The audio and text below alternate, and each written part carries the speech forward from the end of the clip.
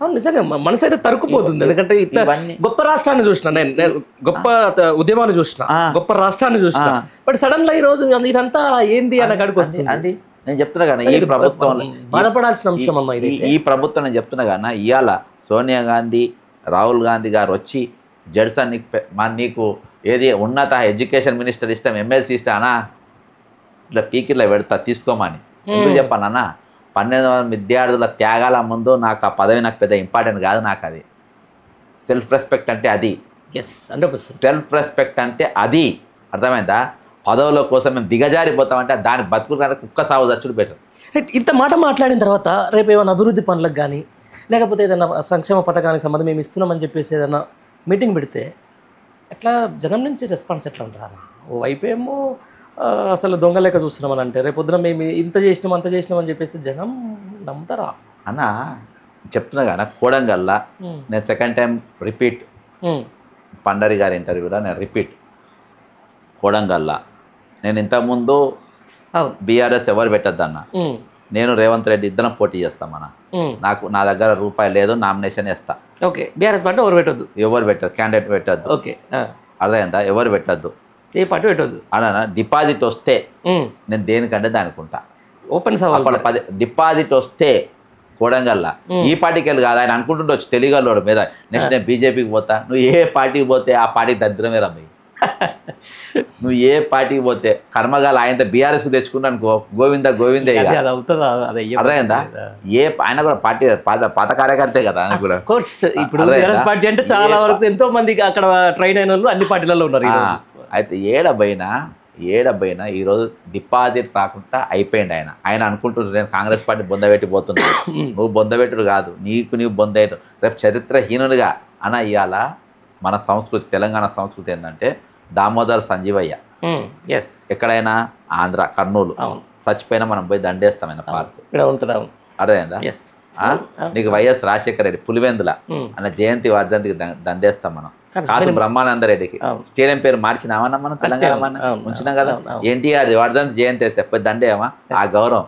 కానీ రేపు తెలంగాణలో నీకు తిన టైము, నీ వర్ధంతికి నీ జయంతికి ఎవరు దండ కూడా ఎవరు గుర్తుపెట్టుకో. అంత నీచ నికృష్టమైన ముఖ్యమంత్రిగా నువ్వు మిగిలి, ఒక చరిత్రహీనుడిగా నువ్వు మిగిలిపోతావు. ఛాలెంజ్ చేస్తున్నా. ఇవన్నీ అంటున్నారన్న మీరు, అంటే ఆయనకి ఎందుకు తెలంగాణ మీద కోపమా, లేకపోతే సారీ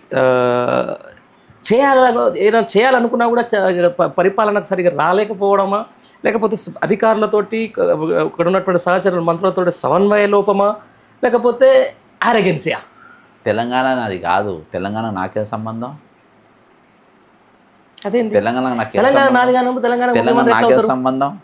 నువ్వు చూడన్నా, రాహుల్ గాంధీ సోనియా గాంధీ ముఖం చూసినప్పుడు చూడు, ఆయన హావభావాలు ఎట్లుంటాయి. చంద్రబాబు చూసినాడు చూడు, చంద్రబాబు చూడగానే ఆ కోడిపిల్ల తల్లి కోడిని చూసి ఉరికినట్టు ఉరుకుతాడు. అర్థమైందా? వీళ్ళని చూసేటోరికేమో ఏది తోడేలు పులిని చూసినట్టు చూస్తాడు. అదే మీ హావభావాలు నేను బాగా అబ్జర్వ్ చేసిన, బాగా సంతోషంగా వెళ్ళిపోతాడు. మన విజయవాడ పెళ్లికి పోయేటప్పుడు ఆయన అక్కడ పోయి ఫుల్ ఉరికిండు, వాళ్ళ అవ్వగారింటి పోయినట్టు ఉరుకుతుండు, ఇక్కడికి వెళ్ళి ఈ కొనకి వెళ్ళి అటు పోరగాడు ఉరికినట్టు ఉరుకుతుండు అటు ఇటు. అట్లుంటుంది ఆయన కథ. అన్న తెలంగాణ ఓన్ చేసుకుంటలేడు. నా చంద్రబాబు నాయుడిని ఇక్కడికి వెళ్ళి ఎలగొట్టిండ్రు వీళ్ళు, నా టీడీపీ పార్టీని ఇక్కడికి వెళ్ళి ఎలగొట్టిండ్రు వీళ్ళు, నా వాళ్ళు ఇక్కడ కాకుండా. ఇలాంటిగా నా బెస్ట్ ఫ్రెండ్ సీఎం రమేషే. అదేందన్నా ఎలగొట్టిండ్రు, నా వాళ్ళు లేకుండా చేసిండ్రు ఇక్కడ. ఇవాళ ఆయన ఛానళ్ళు అవే కదా, ఇవాళ ఏ ఛానళ్ళు చూపెడుతున్నాయన్నా ఈయన దొంగ మాటల మీద సోషల్ మీడియా తప్ప. ఆ తోపు ఛానళ్ళు, దమ్మున్న ఛానళ్ళు, తొడగొట్టే ఛానల్, తొడగోసుకునే ఛానళ్ళు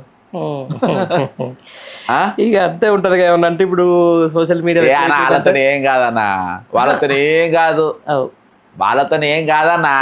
వాళ్ళు ఆంధ్ర పాట పాడతారు, తెలంగాణ మీటింగ్ పెట్టుకుంటారు, తెలంగాణ ఛానళ్ళు పెట్టుకుంటారు, ఆంధ్ర పాట పాడతారు. నాకు ఇక్కడ ఉండడానికి వీలు లేదని గట్టిగా అనుకుంటే వాడు ఉండడానా? నా సొంటోడు ప్రజాప్రతినిధి అయ్యి నువ్వు ఇక్కడ ఉండొద్దు డబ్బా అంటే వాడు ఉండడు. వాడు నా ఛాలెంజ్ చేస్తున్నా. నాకు అంత పెద్ద బ్రెయిన్ స్పైన్ ఉంది కాబట్టి నేను అక్కడాక పోతలేను. కాల్ చేసి వెళ్ళిపోరా బాయ్, నీ విజయవాడ పెట్టుకోపోరా బాయ్ అని చెప్పి పంపించేస్తేనే వాళ్ళను. నువ్వు ఇక్కడ ఉంటావు, ఇక్కడ దొంగ పని లంగ పని నేను చూపియవు. ఇక్కడ నేను దొంగ అని అంటే నాకు రూపాయి పుడతలే అంటే నువ్వు చూపియావు, విశ్లేషణ జరిగాయి. అక్కడ ఆంధ్రాలో మాత్రము దువ్వాడ దువ్వేనా విజయసాయి రెడ్డి లీలలు అంటే మాత్రం గంటలు గంటలు చర్చలు పెడతావు. అదే మళ్ళీ నేను హైదరాబాద్లో నేను చూడాలి. నా వాడితేది నా విశ్లేషణ ఏది, నా ముఖ్యమంత్రి మాట్లాడిన మాటల పైన విశ్లేషణ ఏంది, అక్కడ మేధావులు ఏది?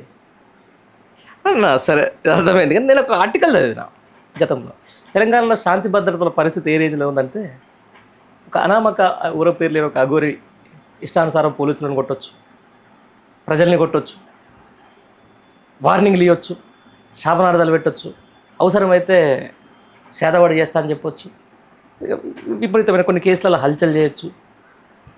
ఒక శాంతి భద్రత పరిస్థితి, లేకపోతే రాష్ట్రంలో నడి రోడ్ల మీద హత్యలు జరగవచ్చు, లేకపోతే ఏమంటారు బెదిరింపులకు ఇవన్నీ జరుగుతుండొచ్చు. ఇవన్నీ చెప్పేసి ఒక ఆర్టికల్ సంథింగ్ ఏదో ఒక పేపర్లో చదువుకుంటూ వచ్చిన.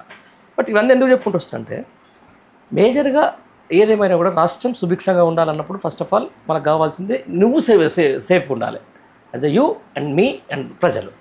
ఆ ప్రజల సేఫ్టీ కొంచెం ఇబ్బంది అవుతూ ఉంది.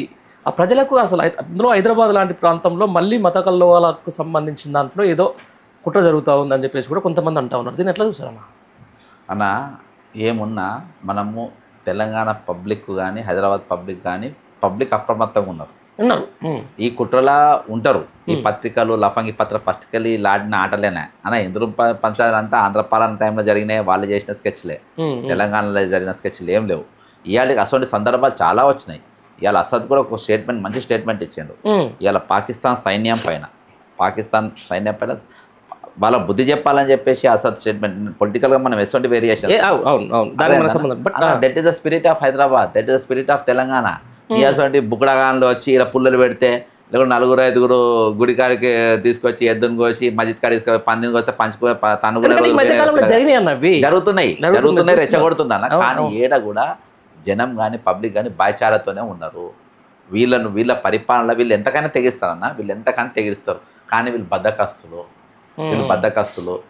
ముందే ఓటమి అంగీకరించేటోళ్ళు, మాతో కాదన్నోళ్ళు దిగిపో, ప్రజాస్వామ్యంలో నాకు వద్దు దిగిపో, రాయనమ్మ చేయి. నేను అందుకనే అన్న ప్రజాస్వామ్య బద్ధంగానే చెప్పిన. క్యాబినెట్ సమావేశం చేసుకోమంటున్నా, మంత్రులు మీరు దొంగ పాలన కింద ఉంటారా అని అంటున్నా అన్న. వాళ్ళని చూస్తే సిగ్గైతుంది అన్న, చెప్తున్నా కదా. మంచిగా ముత్తైదులు లెక్క తయారైపోతుండ్రా అన్న ముత్తైదులు. మీరు ఇట్లా చెప్తా ఉన్నారు. ఒక కాంగ్రెస్ పార్టీ 30 ఏళ్ళ నుంచి ఉన్న వాళ్ళు, కాంగ్రెస్ పార్టీకి సమగ్రంగా మీరు ఒక కార్పొరేషన్ పదవి కూడా తీసుకున్న వాళ్ళు, ఇంత జరుగుతూ ఉంది. అరే కనీసం ఒక 20 ఏళ్ల పాటు మళ్ళీ ఈ కాంగ్రెస్ పార్టీ ఇక్కడ బతికిగట్టే పరిస్థితి లేదు, ఇక్కడ ఉన్నటువంటి నాయకుని తీరు వల్ల అని చెప్పేసి ఈరోజు కేంద్ర అధిష్టానానికి తెలియదా అన్న?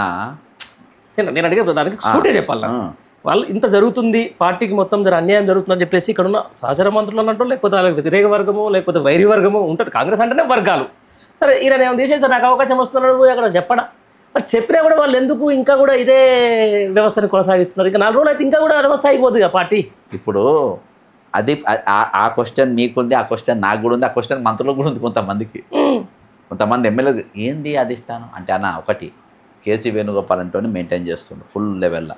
ఓన్లీ కేసీ వేణుగోపాల్ అంటోడే రాహుల్ గాంధీ కన్ను ముక్కు చెవులు. దేశానికి కాబోయే ప్రధాని అనుకున్నప్పుడు అదొక జాతీయ పార్టీ, కొన్ని దశాబ్దాల పార్టీ అని చెప్పినప్పుడు, శతాబ్దాల పార్టీ అని చెప్పుకున్నప్పుడు కింద ఏం చేస్తుంది, ఏం జరుగుతుందో దీనివల్ల రేపు పొద్దున నాకు ఎఫెక్ట్ అవుతుందని చెప్పేసి రాహుల్ గాంధీ అని గుర్తించాలి కదా అన్న. ఇప్పుడున్న మీనాక్షి నటరాజన్ గారికి ఎలక్షన్ జరిగిన సందర్భంనే ఈయన ఎక్కడ సీఎం అవుతాడో అన్న భయం కూడా నాకు ఉండే, పార్టీ కోసం పనిచేసుకుంటానే.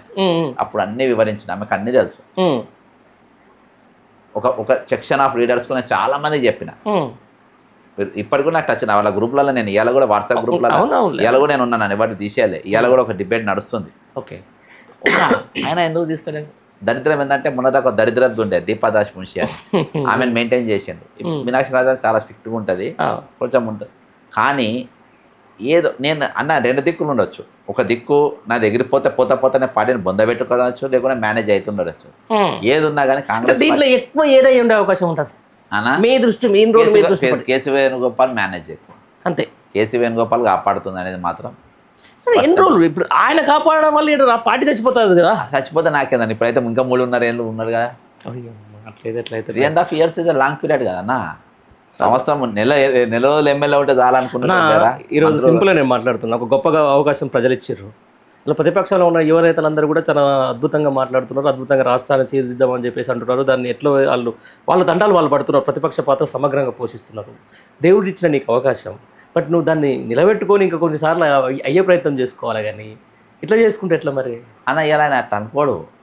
ఇలా కాంగ్రెస్ పార్టీని చచ్చిపోయే పార్టీ నేను పోయి లేపిన, ఇది ఎట్లా బతికే పార్టీ, ఎవరున్నా బతికే పార్టీ. 4-5 ఓసిరా అన్న కాంగ్రెస్ పార్టీ జీవిగంజి, 4-5 ఓసిరా చచ్చిపోయే పార్టీకి చెప్పుకుంటారా, క్లెయిమ్ చేసుకుంటారా అన్న. ఆడే ఒక అంటే ఇప్పుడు ఎట్లుందని అంటే 3.5 years బ్యాకే నీకు తెలిసిన నాకు తెలిసిన చాలా పెద్ద మనిషి, సీఎంలో నడిపిన వ్యక్తి. నెక్స్ట్ కాంగ్రెస్ పార్టీ అధికారం రానంటే 3.5 ఏళ్ల కిందనే చెప్పిన కాంగ్రెస్ పార్టీ బంపింగ్ మెజారిటీ అధికారంలోకి వస్తుందని చెప్పిన. కొంత బీజేపీ పోయేటోళ్ళని ఆపిన, బీజేపీలో పోయేటోళ్ళు ఇలా మంత్రులు కూడా ఉన్నారు, వాళ్ళు పోయేటోళ్ళు అబౌట్ టు గో కొట్టాలి లొల్లి పెట్టి ఆపిన. మీరు భయపడకుండా 100% కాంగ్రెస్ పార్టీ అధికారంలోకి వస్తాను అన్న. వీళ్ళు ఏం చేసిండు, ఎడ్ల బండి పోతుంది ఎండలా, బండి కిందకి పోయిండు, నేనే మోసినా అన్నాడు. కర్మగా నువ్వే మోసినవరా అయ్యా అని అన్నావు, అంతే అంతే. ఇక అంతకు మించి ఏం లేదు. ఆయన కూడా అట్నే అనుకుంటుంది. ఇవాళ కూడా నేను బీజేపీ పోతే బీజేపీ లేపుతా, కాంగ్రెస్ పోతే కాంగ్రెస్ లేపుతా, టీడీపీ పోతే టీడీపీ లేపుతా, నేను ఎటు పోతే అటే హీరో పైకి తీసుకోపోతా లేపేసుడు అన్నట్టు మన దృష్టిలో. అయితే ఇవాళ టీడీపీని మొత్తం బుందబెట్టేసిండు, కాంగ్రెస్ పార్టీని అదే పరిస్థితి తీసుకొని వచ్చింది. రేపు ఎక్కడ పోయినా అదే అన్న. ఇవాళ నేను ఇవాళ కూడా నేను అతను ఎవరన్నా మాట్లాడదాను, ఇవాళ కాంగ్రెస్ పార్టీ ఐడియాలజీ కంటే ఇవాళ పెద్ద ఎత్తున చెడ్డ పేరు తెచ్చుకున్నది రేవంత్ రెడ్డి. కొంతమంది మంత్రులు సహచరులు వాళ్ళ క్యారెక్టర్ని బట్టి ఇవాళ మీరు ఈయనను మీరు ప్రశ్నించారని రోజు అలా నాకు పెద్ద గొప్ప ఒక 2 ఎమ్మెల్యే నేను లైక్ చేస్తా. మహబూబ్ నగర్ ఎమ్మెల్యే ఆయన ఎన్ఎం శ్రీనివాస్ రెడ్డి, ఇంకొక ఆయన అనిరుద్ధ్ రెడ్డి. వీళ్ళు ఏలైతే చూపించారు, వీళ్ళు అడిగారు కరెక్షన్ చేసుకోమన్నారు, లోపల ఇంటర్నల్ కరెక్షన్ చేసుకోమన్నారు. ఇంటర్ చేస్తా అన్న ఇట్లా మీరు అడిగిన మీరు కాంగ్రెస్ లీడర్, అసలు కాంగ్రెస్ బ్యూటీ ఏంటంటే కాంగ్రెస్ ఉన్నది ఎందుకంటే కాంగ్రెస్లో ముఖ్యమంత్రి కూడా ప్రశ్నించవచ్చు నన్ను కూర్చొని. నేను పీసీసీ జనరల్ సెక్రటరీ ఉన్నప్పుడు ఉత్తమ్ కుమార్ రెడ్డి క్వశ్చన్ అడిగేది, నేను వితౌట్ క్వశ్చన్ నేను అడిగేటోని కాదు, బరాబర్ అడిగేది నేను. ఉత్తమ్ కుమార్ రెడ్డి అడిగిన, జానారెడ్డికి కూడా అడిగిన నేను, రాహుల్ గాంధీని కూడా అడిగిన నేను. ఎక్కడ మీటింగ్ పోతే అక్కడ బరాబర్ అడిగేది. రాంచీలో నేను జార్ఖండ్ ఇన్ఛార్జ్ ఉన్నప్పుడు ఏలైతే చూపించి బెదిరించిన పీసీసీ ప్రెసిడెంట్ సిఎల్పిని, తమాషా చేయదు నా దగ్గర అని.